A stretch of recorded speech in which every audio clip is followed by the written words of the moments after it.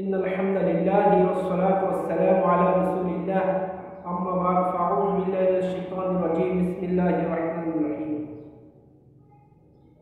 وأقيموا الصلاة وآتوا الزكاة وعن ابن عمر رضي الله تعالى عنهما أنه قال قال رسول الله صلى الله عليه وسلم بني الإسلام على خمس شهادة أن لا إله إلا الله وأن محمدا عبده ورسوله وإقام الصلاة وإيتاء الزكاة والحج وصوم رمضان متفق عليه।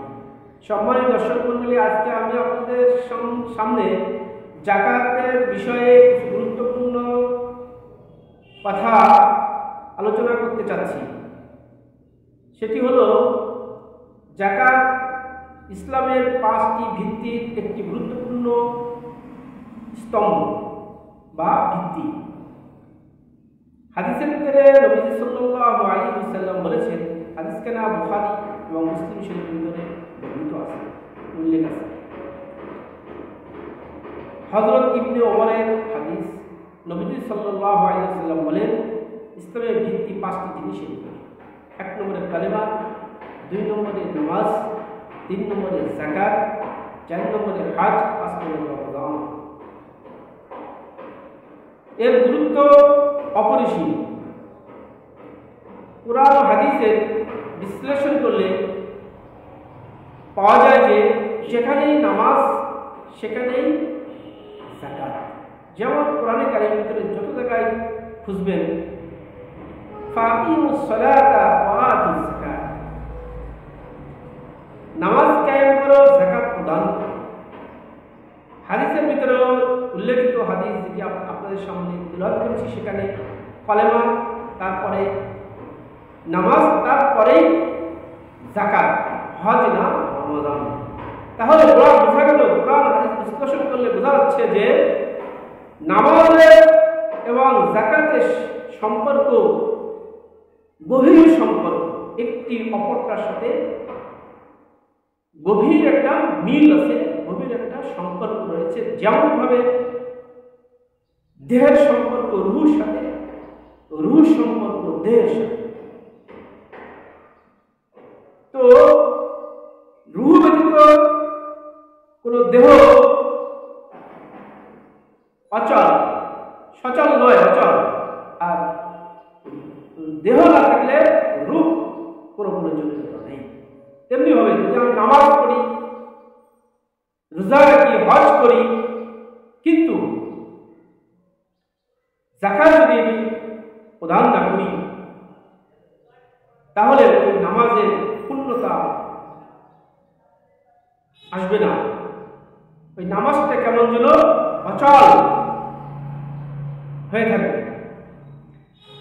দেখেন, আমি যুক্তির দৃষ্টিতে আপনাদের বলি, তাহলে আপনি হয়তো আরো বুঝতে পারবেন। আমরা যখন কারো বাড়িতে মেহমান হয়ে দাওয়াত খাই, দাওয়াত হওয়ার পরে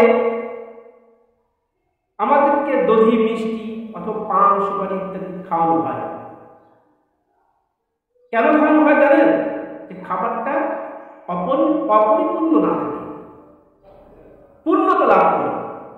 যদি দধি না দেওয়া হয়, মিষ্টি না দেওয়া হয়, তাহলে মেহমানরা কেমন যেন বলেই ফেলে যে খাবার তো পরিপূর্ণই হল না। তাই আমি নামাজ পড়লাম, রোজা রাখলাম, কিন্তু যাকাত প্রদান করলাম না, তাহলে হয়তোবা এই নামাজ এবং এই যাকাত, এই নামাজ এবং এই রোজা পূর্ণতা আসবে না। এই যাকাত এর গুরুত্ব এই জন্য অপরিসীম, অপরিসীম, অপরিসীম। যাকাত অর্থ হল পবিত্রকরণ, পবিত্রকরণ, বর্ধনশীল। আরো অনেক কয়েকটি অর্থ আছে, আমি সেদিকে যাব না। পবিত্রকরণ, আপনার মাল, আপনি ধনী, আপনার মাল নাফাক হয়ে পড়ে রয়েছে, আপনার মাল অপবিত্র হয়ে পড়ে রয়েছে, আপনার সম্পদ অপবিত্র হয়ে পড়ে রয়েছে। তো এই অপবিত্র মালকে আপনার পবিত্র করতে হবে, পবিত্র করতে হবে। এই মালের যে হকদার, এই হককে যাকাত দিয়ে, হকদারকে যাকাত দিয়ে আপনার মালকে পরিপূর্ণ পবিত্র করতে হবে, পাক সাফ করতে হবে। তাহলে আপনার মালটা পরিশুদ্ধ হলো, পবিত্র হলো। আর ইহার দ্বারা আপনার মাল কমে না, বেড়ে যায়। যাকাত প্রদান করার দ্বারা আপনার মাল সম্পদ বেড়ে যায়, বিপদ আপদ বালা মুসিবত থেকে রক্ষা পায়। কোরআনে কারীমের ভিতরে আল্লাহ পাক স্বয়ং নিজের সাথে বলতেছেন, আমহাকুল্লাহু রিবা ওয়া ইউরবিস সাদাকাত। সুদ মিটিয়ে দেয়, ধ্বংস করে দেয়। আল্লাহ তাআলা সুদকে ধ্বংস করে দেন, ইউরবিস সাদাকাত, যাকাতকে বৃদ্ধি করে দেন, প্রবৃদ্ধি করে দেন, প্রবৃদ্ধি করে দেন। যাকাত একটা মালি ইবাদত, নামাজ একটা শারীরিক ইবাদত। যেমন কোন শরীর মাল ছাড়া চলে না। যুক্তি দিয়ে আরেকটু বোঝানোর চেষ্টা করতেছি। কোন শরীর মাল ছাড়া চলবে না, কারণ শরীরের খাবার আছে, শরীরে অনেক কিছু প্রয়োজন আছে, সেটার জন্য আমাদের বেঁচে থাকতে হলে মাল লাগবে, সম্পদ। আর সম্পদের কোনো প্রয়োজনীয়তা নেই যদি শরীর না থাকে। তাই এই সম্পদ দিয়ে আমরা সম্পদ অর্জন করি। ব্যবসা করে, টাকা ইনভেস্ট করে, ব্যবসায় থেকে আমরা টাকা কিন্তু লাভবান হই, টাকা অর্জন করি, কামাই করি এই শরীরের মাধ্যমে। তাহলে ওই অর্থ উপার্জনের করার ক্ষেত্রে আমার শরীর অত্যন্ত প্রয়োজন, অত্যন্ত রাখতেছে, মানে সক্ষমতা রাখতেছে।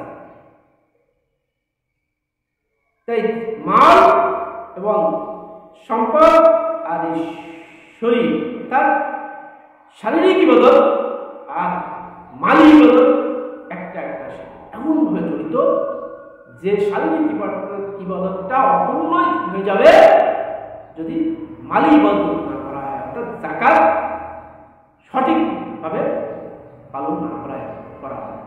এই যে অন্যের গরিব, এতিম, অসহায় মানুষের কাছে, মানুষের যে সম্পদ, যে হক, যে অধিকার আপনার মালের মধ্যে রয়েছে, আপনার সম্পদের মধ্যে রয়েছে, যতক্ষণ পর্যন্ত আপনি তাকে না দিবেন ততক্ষণ পর্যন্ত আপনার মালটা অপবিত্র থাকবে। আর অপবিত্র মাল যে ভক্ষণ করবেন, মানে মারা যাওয়ার পর আপনার সন্তান, স্ত্রী, পুত্রদের রেখে যাবেন, কোনো লাভ নেই। তাই আসুন আপনি আপনার মালকে পবিত্র করুন।